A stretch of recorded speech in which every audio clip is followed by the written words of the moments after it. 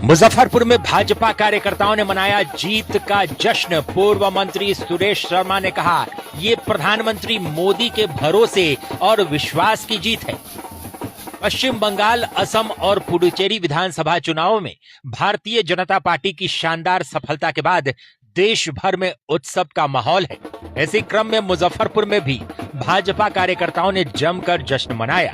शहर के छाता बाजार और सरैयागंज टावर चौक सहित कई स्थानों पर कार्यकर्ताओं ने आतिशबाजी की और एक दूसरे को मिठाई खिलाकर खुशी जाहिर की।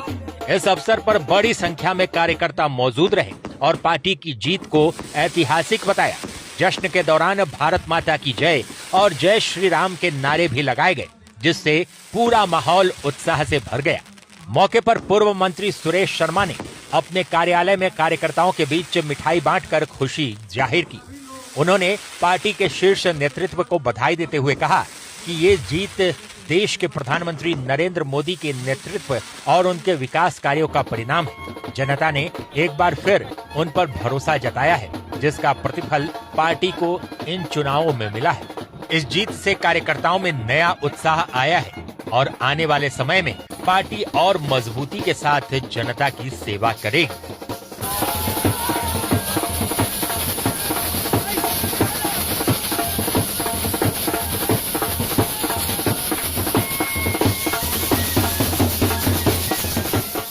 श्यामा प्रसाद मुखर्जी का सपना और आज हमारे अटल बिहारी वाजपेयी जी का अपना जो बोला गया था, आज वो पूरा दिख रहा है। हमारे प्रधानमंत्री जब पूर्व में वाजपेयी जी ने कहा था, प्रशांत महासागर से गंगा महासागर तक पूरा भाजपामय होगा। आज 2 सीट के लिए हमारे सीट गिराए हैं। आने दीजिए समय, वो शक्ति बताएगा भारतीय जनता पार्टी। आज पूरे विश्व में एक नाम है, प्रधानमंत्री का एक पहचान है और भारतीय जनता पार्टी पूरे भारत में परचम लहराने का ये सबसे बड़ा विश्वास हर जाति धर्म के लोग ने दिया है, अपनापन का एहसास।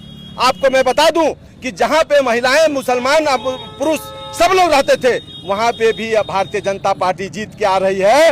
ये मत कहिएगा किसी धर्म के बात की पर, यहाँ हर लोगों ने दिया है वोट और सबका विकास के नाम पर हुआ है काम। आइए न आने वाले समय में कि आज बंगाल में इस जहां में इतना दिन से लोग सोचते थे, सपना पूरा किया है। हर लोगों के वहां के लोग को सैल्यूट है। यहाँ से ये ममता बनर्जी का ये घमंड भी एक बंगाल में जो तुष्टीकरण की राजनीति जिस पर सवाल उठते थे, आज वो धराशायी हो गया। देखिए, आदमी जब अपने आप से बाहर होता है ना, एक बार के बाद 2 बार, 2 बार के बाद तीसरे बार, उनकी जो सोच थी, उनके साथ जो लोग काम कर रहे थे, बहुत बुरा वहाँ के पहचान दे रहे थे। इसके लिए आज सब लोगों ने चुपचाप कमल छाप।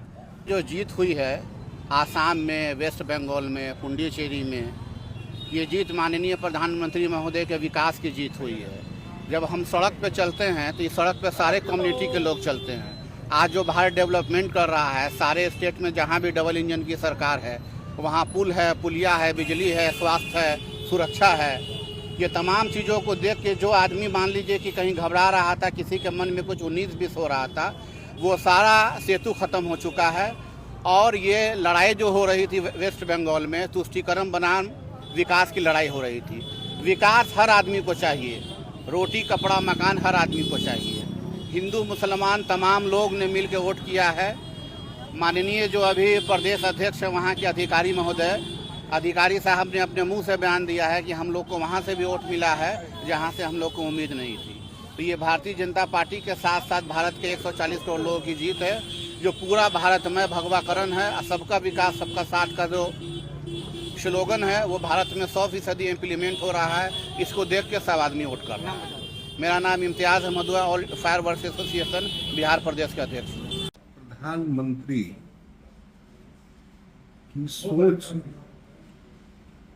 इतनी परिपक्व है।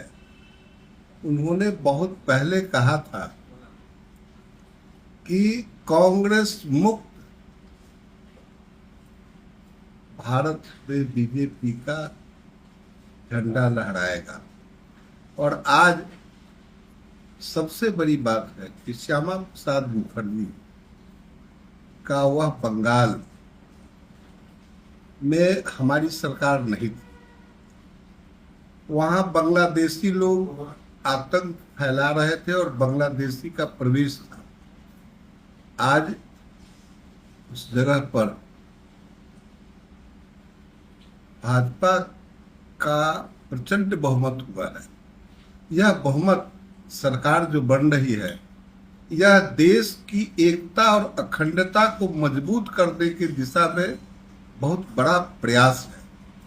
इसलिए अमित भाई साहब को, नितिन नवीन जी को और विशेष तौर से प्रधानमंत्री जी के इस जीत के लिए बधाई देता हूं और वहां की जनता को हम लोग मुजफ्फरपुर और बिहार के तरफ से बहुत ही आशीर्वाद, धन्यवाद देते हैं कि उन्होंने अपनी सोच समझदारी से काम किया और इतनी बड़ी जीत भारतवर्ष में, बंगाल में सरकार बनेगी और एक सुशासन, एक अच्छा शासन बंगाल में होगा, जिससे कि इस देश का विकास जो होना है उसमें बंगाल पीछे अब नहीं रहेगा।